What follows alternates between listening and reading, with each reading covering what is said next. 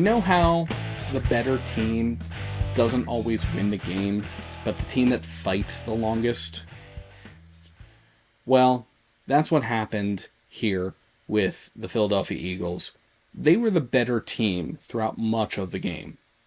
But key mistakes, great play by the Atlanta Falcons, and just a general sense of giving up towards the end of the game.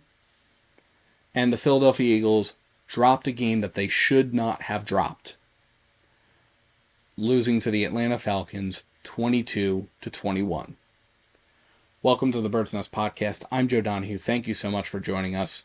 Eagles lose a heartbreaker in their home opener at Lincoln Financial Field, and it was not a pretty game in general.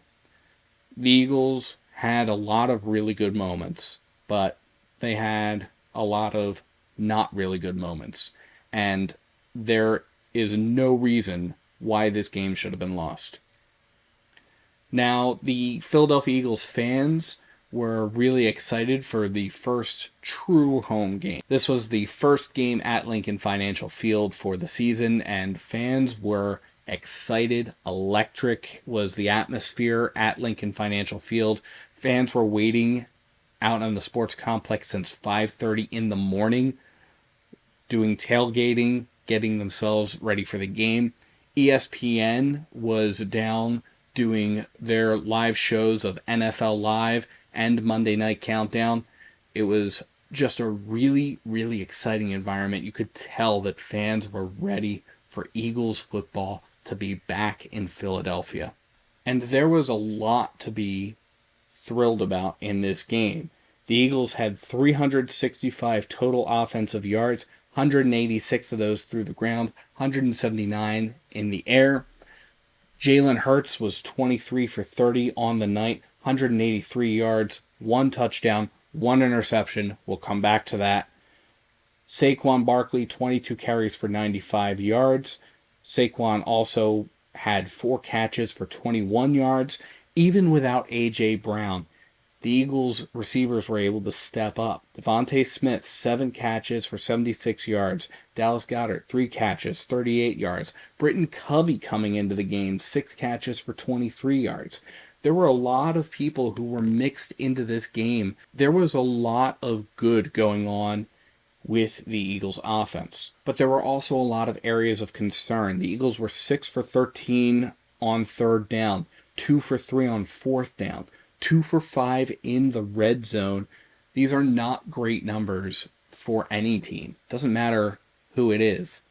The Eagles needed to put this game away from their offensive performance, but there were areas of weakness. The Eagles also made a lot of really bad decisions offensively.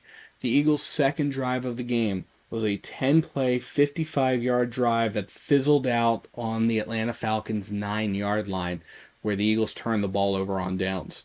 I would point out the Eagles were not in a goal-to-go situation there. So the Eagles could have gotten the ball down to the first down marker, gotten a fresh set of downs, and had a few shots at the end zone before the Eagles settled for a field goal if they had to. But instead, the Eagles got greedy, and the Eagles tried to put a touchdown on the board, and instead it fizzled out. It was a turnover on downs. The Eagles walked out of that red zone appearance with nothing. That was an example of a categorically bad decision. And that was typical throughout the entirety of this game. The Eagles had to settle for field goals a couple of times, and they did so because they weren't able to get the ball to a first down marker. Not because they weren't able to get the ball to the end zone. They took shots at the end zone. They didn't make it. The Eagles only had to get to a first down marker, and they were not able to do that because they were trying to get too greedy. They were trying to extend their lead, or they were trying to put a lead up that was greater than what they needed to do in that situation, and it cost them in the end. And then the defense. Oh my goodness. The defense. Reed Blankenship, 10 combined tackles. Zach Bond, 9 combined tackles. Nakobe Dean, 7 combined tackles. C.J. Gardner-Johnson, 6 combined tackles. It wasn't always about the tackles that were made. It was often, too often, about the tackles that were not made defensively. The Eagles' defense was giving up tackles left and right, it felt like. There were times where the Eagles were just hitting players and bouncing off of them. This is a routine complaint that I have about this Eagles team, that the Eagles don't seem to be able to wrap up a player and bring them to the ground. And that's a problem because the Eagles play tackle football. So if you can't tackle, then you're going to have running backs who are going to have 100-yard games, who are going to be able to run all over you. You're going to have receivers who are going to get so much extra yards after the catch because you can't wrap them up and pull them to the ground. The Atlanta Falcons had very similar stats to the Eagles throughout this game. Similarly to the Green Bay Packers last week, the Falcons had 385 total offensive yards, 152 rushing yards, 233 passing yards. Kirk Cousins, over the course of the game, 20 for 29, 241 yards, 2 touchdowns. Bijan Robinson, 14 carries, 97 yards. Tyler Algier, 9 carries, 53 yards. In the receiving game, Darnell Mooney was the leading receiver, 3 catches for 88 yards. Drake London, 6 catches for 54 yards. Both of these two guys were able to get touchdowns. In fact, the Falcons didn't even score their first touchdown of the game until the third quarter. The Falcons scored 2 field goals in the first half. They entered halftime down by a point. The Eagles defense played really, really well during the first quarter. Again, held the Falcons out of the end zone, were able to hold the Falcons scoreless. The game was scoreless through the first 15 minutes of the game. But then, starting in the second quarter, the Falcons were able to start picking apart the Eagles defense, and it was looking disastrous. The only thing that was holding the Eagles defense in any kind of good graces was the fact that the Eagles defense was holding the Falcons to field goals. But the Falcons were actually worse on third downs. The Falcons were 2 for 9 on third downs. They were 1 for 2 on fourth downs. They did have one drive fizzle out in a turnover on down situation late in the game. And the Falcons were 1 for 3 in the red zone and 0 for 1 in goal-to-go situations. So it was just an absolutely kind of frustrating experience because the Eagles, on paper, were the better team. The Eagles had the personnel. The Eagles had the capability. And even without A.J. Brown, who was sidelined with an injury, the Eagles demonstrated that they could have done a much better job than they actually did. But it came down to those bad decisions. And that's where we get into the last few minutes of this game. Because again, the Eagles had some really good stuff to write home about. There was a 9-minute and 34-second drive that started off the fourth quarter. It really bled into the last few minutes of the third. Took the Eagles down to the 6-minute and 47-second mark of the fourth quarter. And the Eagles moved 70 yards on 17 plays. And the Eagles were able to cap that drive off with a touchdown. It was a beautiful drive. In fact, the Eagles had 5 drives that lasted at least 3.5 minutes. The second drive of the game, which took 5 minutes and 17 seconds, that ended in a turnover on downs. It should have ended in points, but didn't. The first drive of the second quarter, which took 6 minutes and 7 seconds and ended with the Eagles' first of 2 touchdowns. The Eagles' only drive that began and ended in the third quarter took 5 minutes and 44 seconds. The Eagles ended that drive with a field goal. The 9-minute and 34-second drive.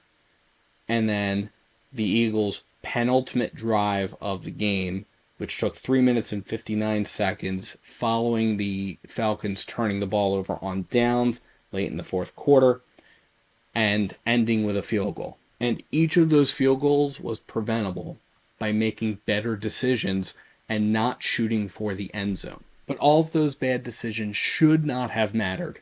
because the Eagles got the ball back with 5 minutes and 38 seconds left in the game. They were forcing the Falcons to burn all of their timeouts. They got themselves to a 3rd and 3 situation. And Jalen Hurts only needed to get the ball to the 7-yard line in order to win the game. If the Eagles had gotten the ball to the 7, not to the end zone, just to the 7-yard line, because by this point the Falcons were out of timeouts. Game over. Instead, Jalen Hurts throws a ball to Saquon Barkley. It was a routine throw, and it's off of Saquon Barkley's hands and incomplete. And that forces the Eagles to settle for a field goal, and it gives the Falcons the ball back with 1:39 left. Granted, no timeouts. Should not have been a problem. Eagles should have been able to shut that down.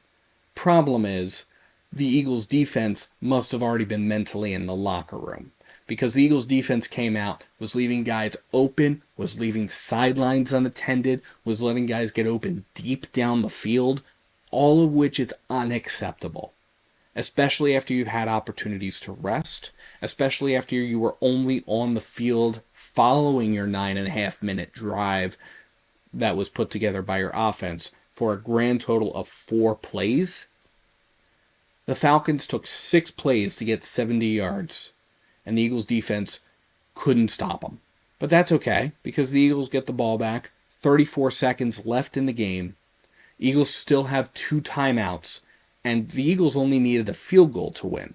First play, picked up 13 yards, was a short throw to Dallas Goedert, 13-yard pickup, no biggie. Second play, Jalen Hurts hit as he throws, launching a prayer to Devontae Smith. It was overthrown, he was in double coverage, intercepted, game over. Bad decisions by this team is what led this Eagles team to lose this game. So the Eagles lost a game that they had no business losing. And the only hope here is that this is the Eagles' one freak game. The Eagles, over the course of the last couple of seasons, have had this freak game where they lose to a team that they should have beaten. Last season it was the New York Jets. The season before, it was the Washington Commanders. The Eagles have had this freak game that they should have beaten a team, but they didn't beat the particular team, and so they suffer their first loss of the season. Well, the Eagles now have their first loss of the season, and it came against a team that they should have beaten. So hopefully this is a shot in the arm, a wake-up call to everybody involved, that yes, the Eagles started off well. The Eagles were able to pull out a victory against the Packers. It's going to take more than just 1 week to move away from the failings of last season, because those still live in Eagles fans' minds. So the hope is that this is a shot in the arm for this team, and they're able to recover from this, and they're going to be able to move forward, because this kind of play for future opponents, simply put, is not acceptable. The Eagles have too much on their plate over the course of the next couple weeks. The Eagles play next against a New Orleans Saints team that has dropped 91 points on each of their first 2 opponents. The Carolina Panthers, 47-10, and the Dallas Cowboys, 44-19. In addition, the Eagles are going up against the Tampa Bay Buccaneers team that is 2-0, knocked off the Washington Commanders as well as the defending NFC North champion Detroit Lions. And with their game next week against the Denver Broncos, they look very well poised to be 3-0 by the time the Eagles come to town. This was an exciting environment. This was an exciting pregame. This was a moment that fans of Philadelphia had been waiting for months. Eagles football back at Lincoln Financial Field. And they were met with poor decision-making and a defense that simply got picked apart by an Atlanta Falcons team that at the end of the game wanted it more. But let me know what you think in the comments below. What are your thoughts about this game? Where do you think that the Eagles need the most improvement? Let me know. And thank you so much to everybody for tuning into the Bird's Nest podcast. You can support the Birds Nest podcast by liking and subscribing to Birds Nest Media right here on YouTube, as well as by sharing to your social media pages. You can also find us on SoundCloud, iTunes, Amazon Podcasts, Spotify, and the Odyssey app. Please visit birdsnestmedia.com for additional Eagles coverage. And if you feel so inclined to support us in a different way, you can find the link to our Patreon in the description below or at birdsnestmedia.com. Thank you so much for tuning in, and let's go Eagles.